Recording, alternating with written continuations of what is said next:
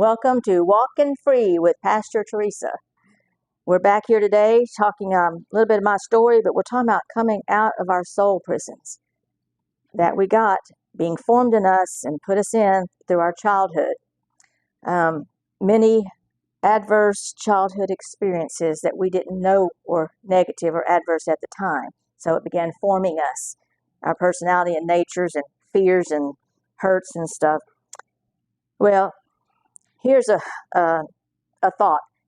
God never said it would be easy. Ain't that the truth for any of us?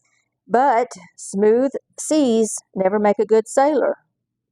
Can't have sunshine without the rain. You can't win a race.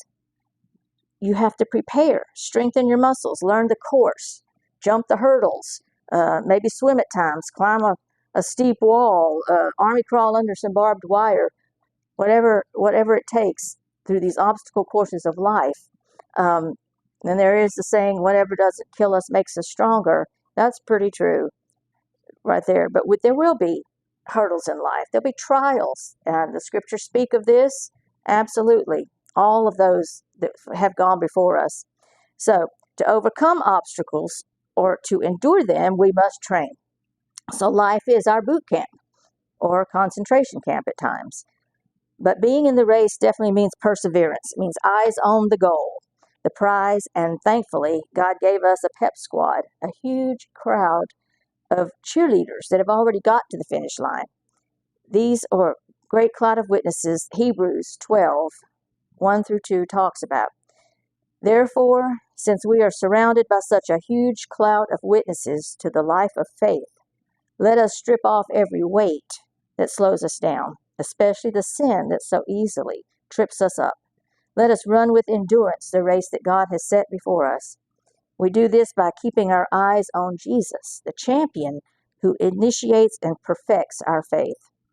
Again, he resides in us. That's where our help comes from. Christ in us champions us on and perfects our faith. So all of the saints represented in this cloud not only cheer us on, but encourage and teach us what they have learned, what the weights and the baggages are that we need to leave behind. And that's can be totally another lesson, the baggage that we bring into another relationship, the baggage we live with, the baggage that we bring into any relationship, friends, not just marriage. So I knew in my spirit that I would be leaving my husband at some point. I had the why, but not the how, when, and where yet. I began preparing, buying a few extra essentials that the girls and I would need in the future. I packed some boxes, stored them in an extra room that I knew he would never look. He never left his comfort spot or changed his routine, so he suspected nothing out of the ordinary. I began looking at rental places in the mountainous areas of Tennessee, North Carolina, Kentucky, not knowing that I was leaving a history trail on the internet. Anyway, I had sort of a plan. I head north from Florida and don't stop for a long time. After a few months, the time for this came as the biggest shock because he was going to go on an all-day men's fishing trip out of state. And that was it. That was a first. For the how and when, I had no clue until this. So as soon as he left, I was up all night packing some things. Shaking, leaving the next day, I was so scared. I thought I saw his truck everywhere. I got physically sick. It was quite a trip all the way up to Tennessee. Many, many unbelievable obstacles happened, hurdles and trials, but God provided trail angels all along the way, like a mechanic that came out to meet us to fix the truck at one point was a Christian man. He said, it seems like you're on a journey and you're having a hard time and you're hurt and you're scared. Can I pray with you? I mean, he just sent people. And so God said, Hebrews 13:5, I will never leave you or forsake you. Isaiah 42:2, when you pass through the waters, I will be with you.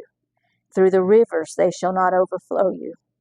When you walk through the fire, you shall not be burned, neither shall flame kindle upon you. We can see throughout Scripture in all of these places listed in 11, the Hall of Faith, that some of our cheerleaders, we look back in our own lives and see where he was there all the time.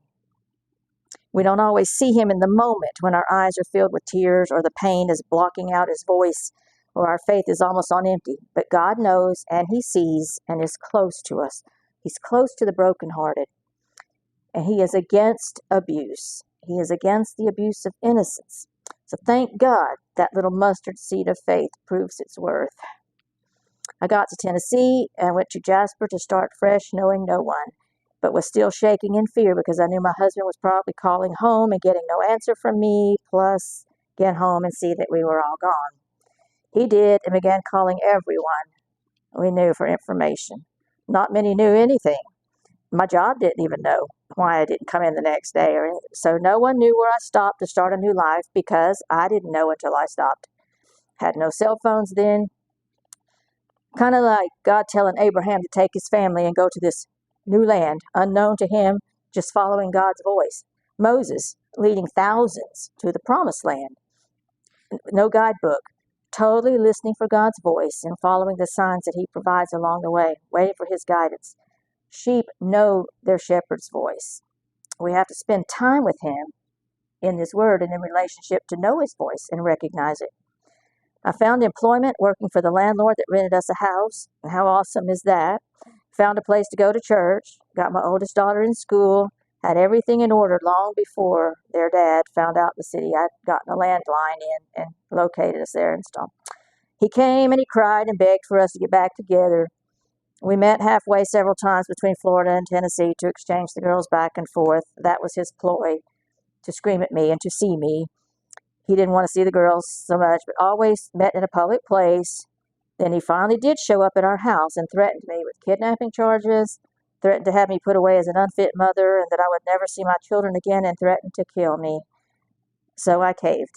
I did truly fear him. So he moved to Tennessee. We got back together. In my mid-40s at this time, I thought I had lived a horror story already, but the next 10 years were literal hell. The most dangerous person to be with is somebody that doesn't want to love you, but doesn't want to lose you. In spite of everything, my faith and belief in God only grew stronger, and he ministered to my spirit through his word every time I opened it. I didn't know he was preparing me and making me stronger all this time. And this can be you. We have choices to make. We need someone to help encourage us in these things. We need counsel at times, and I got some good counsel. So stay with me, follow the story, and remember the book, Bring My Soul Out of Prison. We can get that to you if you're interested in having that. There's a lot more in there. So join me next Tuesday, and we'll continue the story. God bless.